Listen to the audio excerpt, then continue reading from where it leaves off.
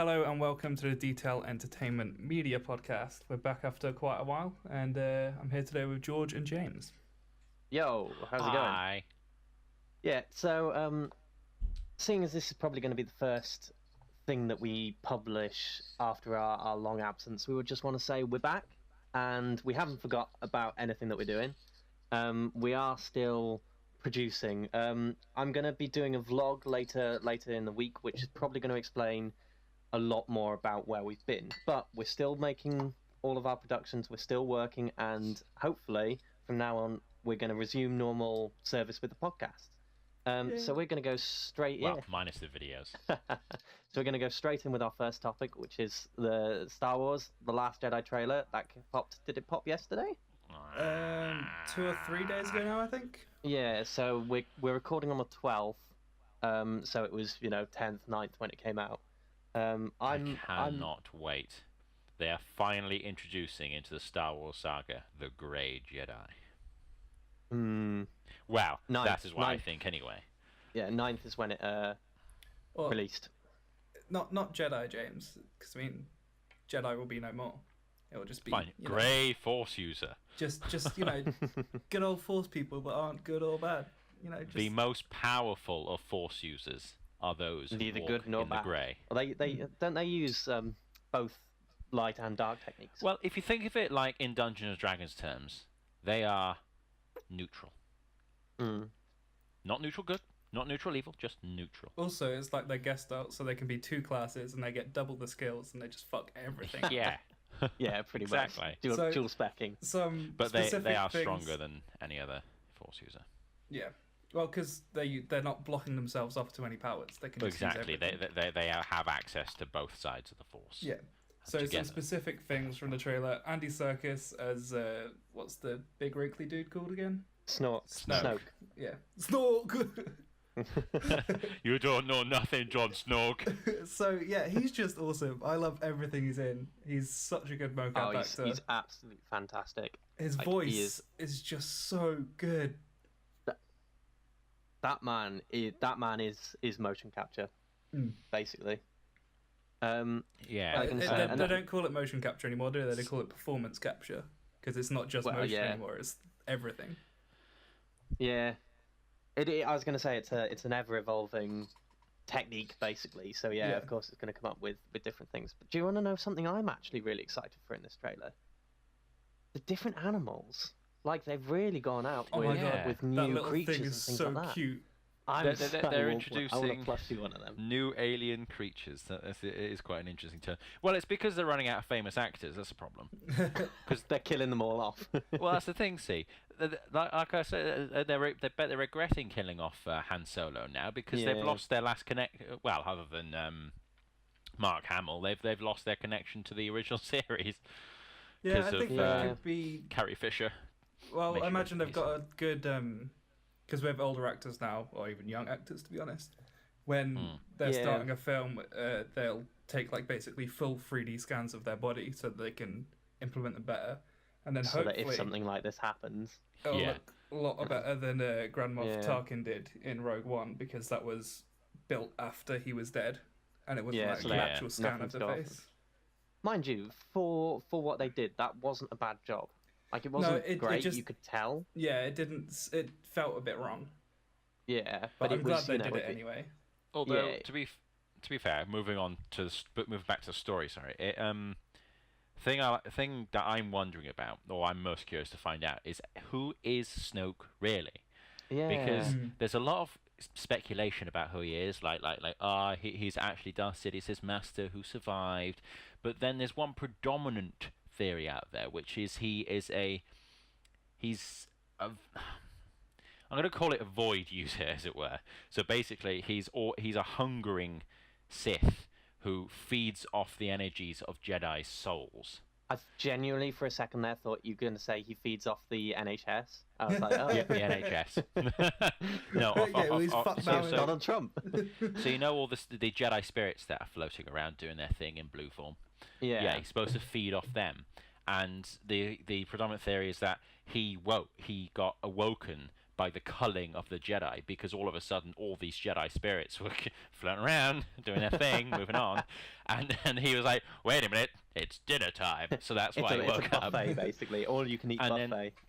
And then from then on, he then secretly kept an eye on the Empire, as it was rising to power and doing its thing. And there's also another a side theory along that, which he was actually in control of the Empire, and Sidious was just his puppet. Yeah. See, I really hope that he is someone completely, or not necessarily completely new, but not someone like, because there's been a lot of things like he's Palpatine, his face is messed up, same as Palpatine, or something like that. I really hope it's nothing like that, because then you're not throwing anything new, like the same with the being very, very Nazi orientated in the last film. It's using too much. Like, they tried to portray Darth Vader as that, and they did that really, really well. But they're just kind of reusing things. The whole thing J.J. Abrams was trying to do with these new films, though, is taking it back to before the prequels fucked everything up and kind of cementing everything as you love the series for what it was again, and then slowly developing it into something new. Am I wrong in saying, but is J.J. Abrams directing the next one? Because apparently they were supposed to have three new directors. He was just supposed to do the first one, I think, and now he's doing the third one as well. Yeah, because the original director pulled out. If I may say, in one of the old Star Wars games, Star Wars Knights of the Old Republic 2, I think it is, or is it Star Wars? Yeah, Star Wars Knights of the Republic 2. There is a Sith Lord called Darth Nihilus, and he feeds off the energies of planets. Basically, he will just crush a planet with the Force, and then use its energy to feed himself. Yeah, so then they wouldn't have enough reason to build a Death Star, would they? No, I know that, but I'm just saying that along the similar lines, Snoke could be that kind of person. So he's not like Sidious, where Sidious is your classic Sith Lord. He's Snoke is a lot more sinister. That's and there's one question I'd like to be answered as well about him is why is he hiding? Yeah, well, hopefully. Why is he hiding so much? Why has he suddenly decided to reveal himself now? Oh, hopefully this film will reveal all. And I'm gonna say we could quite literally talk about this for the entire duration of the podcast. Should we move on to a new topic? Well, I've got a couple more points I want to say about the trailer in particular. All right then. Just some absolutely beautiful shots in there. The crystal asteroid or whatever it was, that just looked stunning. They definitely stepped up the game. It looks like Captain Phasma might actually do something in this film. And a classic through the ship as it's blowing up shot. Oh yeah, exactly. Home one being destroyed after all this time. But I was going to say, I hope. Carry on. Go on. Oh, for God's sake. Go on. It's much more difficult when we're not sat in the same room. Yeah, I know. Kylo just obviously wants to finish off the rest of the family. Yeah. That's another thing. We know where she's going to die. Oh, I forgot her name now. But who's her parents? Because they made a big thing about that in the last one. We might find out. Well, that was because it was either going to be Obi-Wan, Luke Skywalker, or she's going to be another Kenobi or something. What if they do a Game of Thrones and then she gets with Kylo, and then they find out they turn out to be cousins? Yeah, that's what I reckon. Brothers or sisters. Yeah. Oh, I know it. I know we're moving on to Game of Thrones in a minute, but do you hear that? Rosie Lee, I think it's Rosie Lee who plays Rose Leslie. That's the one, and my mind's gone blank. Kit Harington. Kit Harington. Apparently they're related. What? No, they're engaged. That's bullshit. That is and bullshit. they're related like really, really far down, because I think Kit Harington was related to George II or something, like a long, long way away, and then apparently Rose is as well. Apparently she is a descendant of. Most people can go down that far, to be honest. Yeah, I know. But it makes me laugh how much people go to find out these things, because as you say, you go far enough, the majority of people are related. but it just makes me laugh that as soon as somebody found out that they were related, there was a post saying, "Oh, it's typical Game of Thrones fashion. They're related." About how much who was sad enough to sit down, go through that family tree just to check whether they're related? Well, if the Bible's anything to go by, we're all related. Yeah, but it's not really, is it? No, but Exactly. Still, who would take that? Who would go that far to look at something like that? Anyway, we'll get on to the actual Game of Thrones topic now. They're starting shooting. Yeah, so for the last Liam season. Cunningham at New York Comic Con last week, which is Sir Davos Seaworth from the series, said that he got his scripts shortly before Comic Con, and their first table readings were last Sunday and Monday, and then throughout this week I think they are doing their rehearsals and stuff, and then next week they should be filming. Am I wrong in saying, but I've read somewhere that every single episode, although there's going to be 7 or something, every single episode is going to be a feature-length film length. I read that they're going to be longer. I don't think they're all going to be feature length, but between... But how long is feature length? I mean, that could range from an hour and a half to 3 hours, so... And all the last episodes before were an hour and a half, so technically they were feature length anyway. They weren't all. I think 2 of them were like an hour and a Most half, of them were. and the rest of them were about an hour. Maybe an hour and 10 minutes. But hang on. As confirmed by showrunners David Benioff and D.B. Weiss, Game of Thrones Season 8 will feature just 6 episodes, though it is likely that each episode will be a feature length, so anything from 60 minutes to 120 minutes. Yeah. So that's... Yeah. They got towards the end of last season. Between an hour and like 2 that. hours, basically. Yeah. Yeah. So I was going to say, I imagine they're going to be longer because they've still got, multiple story arcs to get through. Yeah, and that's the thing, like, they're shortening the episode lengths down, but, I mean, it's going to work out about the same or even longer, like last season did. Yeah. It's That just, Gave I the prefer audience it that so way. much more. Yeah, like... And it made their job a bit easier because they could put a lot more into each episode. They didn't have to have a blooming cliffhanger in after each one. Yeah. It makes it easier for the editing side, I think. It's as well. easier to digest and it's less dissecting it, so it's the good. quality I just think. goes up then. But it's so long. It's so long until the release for it. I'm just trying to get up the... It hasn't been Release confirmed date. yet. No, but it's been estimated that it'll be late 2018 to early 2019. So we are looking at it basically a year from now, before it releases. Yeah. Well, that's depressing. I know. To be honest, for the amount of content, and it's all pretty much film budget and quality, they're doing But a at the hell same of a lot. Oh, You've got to God, yeah. remember this, though. Once they've released it, that's it. Yep. No more Game of No Thrones. more. Yeah. Until they hit those prequels. Yeah, I was going to say, going off that, Jason, is each, as you say, each episode is going to be between 60 and 120 minutes long, feature length, quote unquote, and it's basically feature length production. So they're doing, 6 episodes of this, where a film would only do 120 minutes. Yeah, so Rather they're than doing 6 films a year, basically. Yeah, pretty much.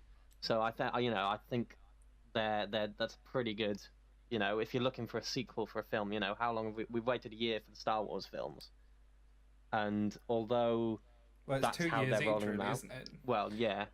So for that's probably 120 minutes, probably a bit more.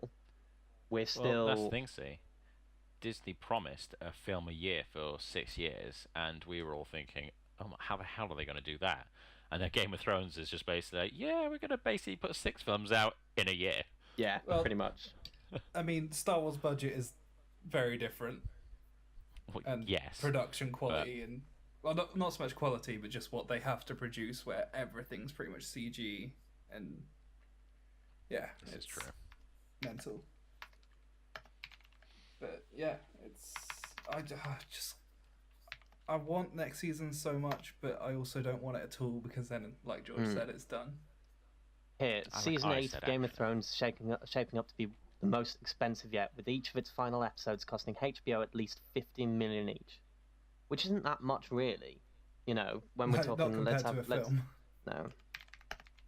Like average film with like a CG budget is like over 100 mil now. Well, let's have a look here. So the Star Wars: The Force Awakens, the budget was 306 million US dollars. Yeah. Not much then. No, so you are looking at these different budgets for the amount of, working it out. I know you can't really compare Star Wars budgets to much at Disney to, HBO, although,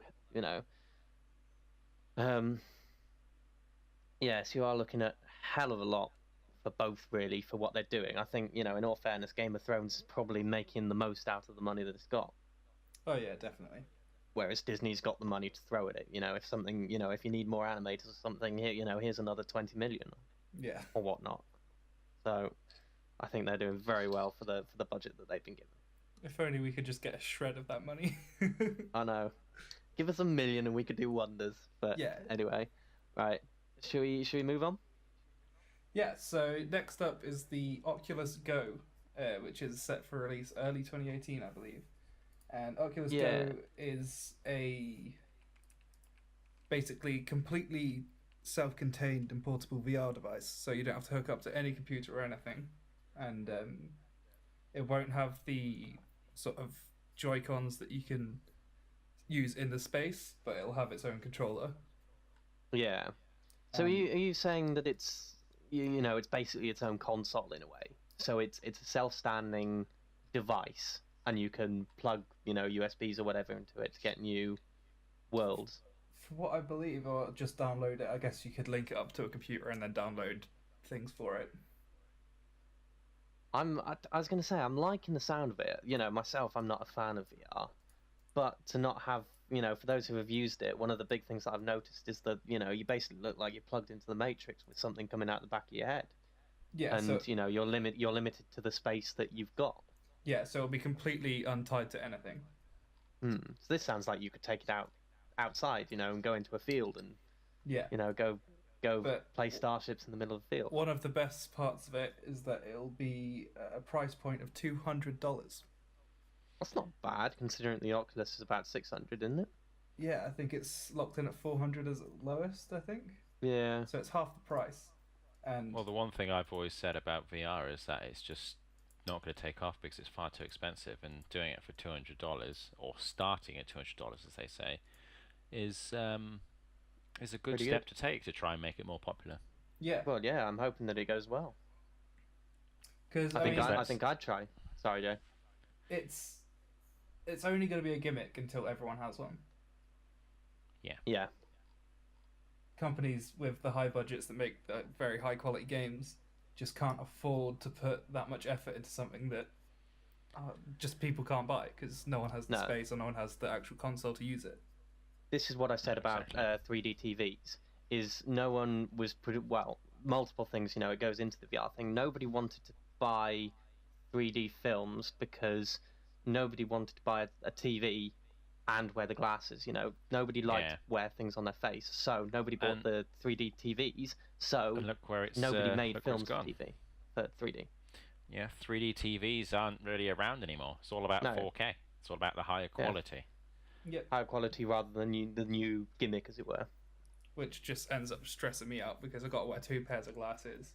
Yeah, and as all 3 of us are glasses wearer, it's a pain in the ass to have to wear something else on top of your already. AR has a lot more chance of succeeding if they worked at it more. Yeah, because that's something that can be integrated into your glasses. You don't have to wear another pair of glasses on top. But it's something that has so many more problems to tackle. Just because it's not internalized, so everyone's going to have the same thing, and it's going to be exactly the same for everyone who's got it. It's going to be adapting to different rooms, different tables, whatever. The less you have to wear on your face, basically. Yeah. That's simple to do. What it is, the main thing to do is it's basically putting more research into it, more effort into it. That's all it needs. Yeah. There's already software out there that can recognize how far things away are from you and the layout of your room. There's already programs out there for that. It's just more needs to be put into them. Yeah, but then because the VR is still such a big sort of like VR, they're putting more effort into that. yeah, but I mean, what I mean is, Yeah.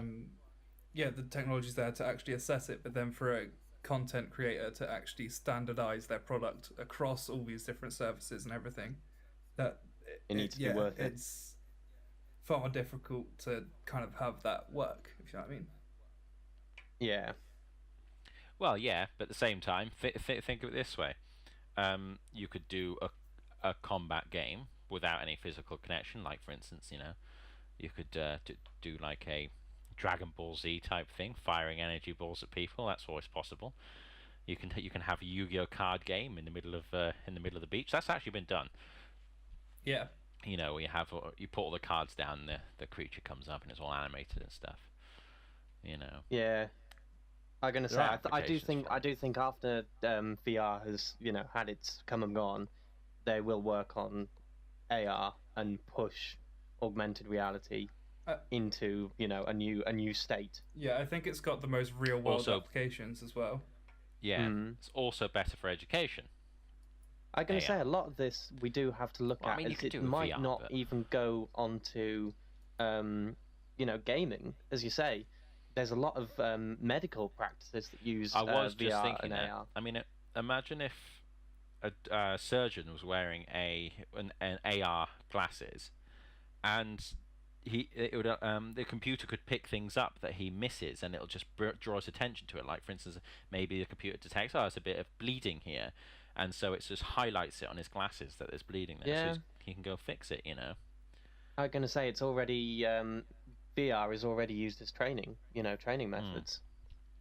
So it is and a lot of I was gonna say project that we were discussing back down in Falmouth involved the VR headset for a medical purpose.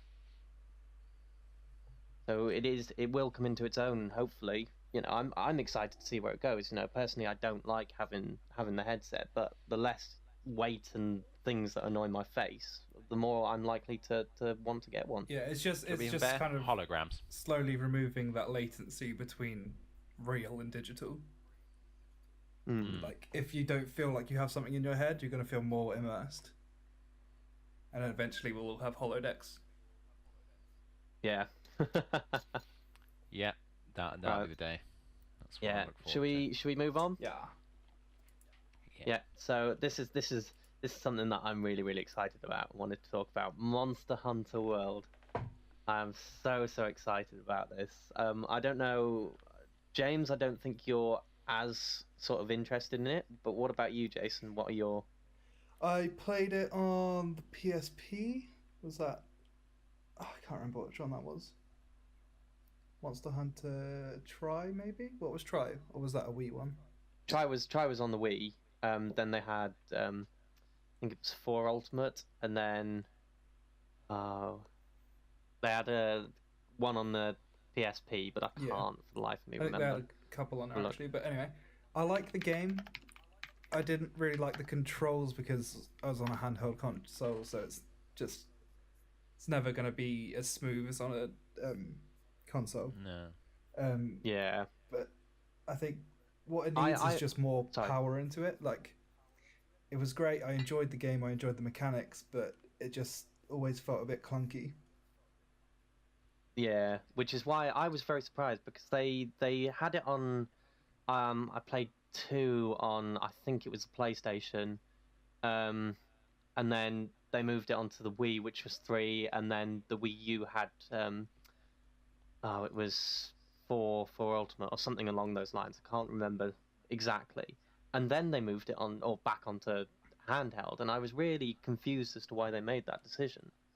Because it was such a good game, I played 3 for hours and hours and hours on the Wii, and it kind of baffled me why they'd almost backtrack onto that platform. Yeah, I think it can.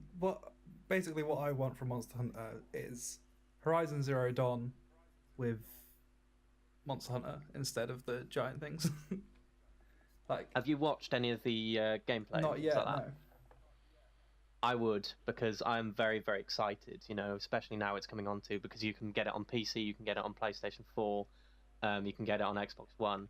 They're bringing out a custom PlayStation 4 around Monster Hunter with the game release, and I'm going to get it. Yes. End of. Because join the Abby dark works side. at Game. My sister works at Game, and so she gets 20% off software and 5% off hardware, and so she can get 5% off, and then you can do a finance. Yeah. So I'm going to get that on finance, and I'm so excited for it. So excited. How can you pay for finance when you have no income? Well, I'll get some income. How about that? These are the questions you must answer, George. So, another game which came out. I thought it was out today, but I also can't read the date. So I think it came out 2 days ago, which will be like a week ago when this actually comes out. Yeah, so the 10th of October. Yeah.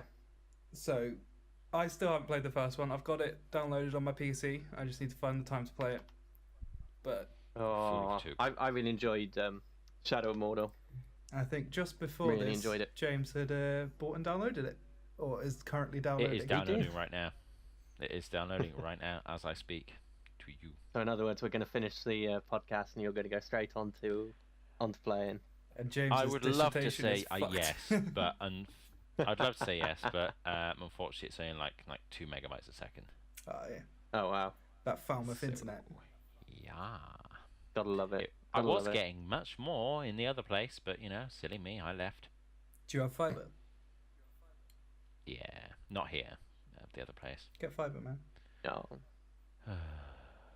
I'm the only house on my street that can't have fibre. I'm so angry. Sorry for your loss. Yeah. Well, that concludes this podcast. Yes. As we are slowing down quite a lot. That's cool. I'll edit it so it sounds good. Yeah, I was going to say, I think this has been a good, comeback to our podcast. We're hopefully going to continue on recording these weekly now. So next week will be the On a Tangent. We'll be resuming with those, and hopefully we'll be getting more content out as well. Yes. Wow. Probably. One hopes. I imagine next week I'll probably just be gushing about RTX. I imagine you will be, and I'm so envious of you. Like, unbelievably, you don't know how much I hate you about the fact that you're going for that. That's cool. I'll send you lots of pictures.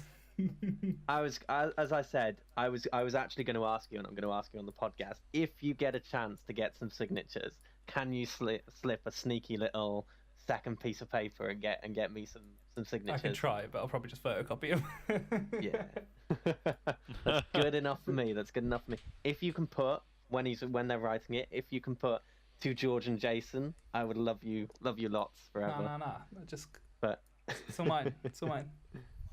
Give me 45 quid for my ticket. All right. Right. Anyway. See you next week. I think we'll leave it there then. Bye bye. See you later. Goodbye. Bye.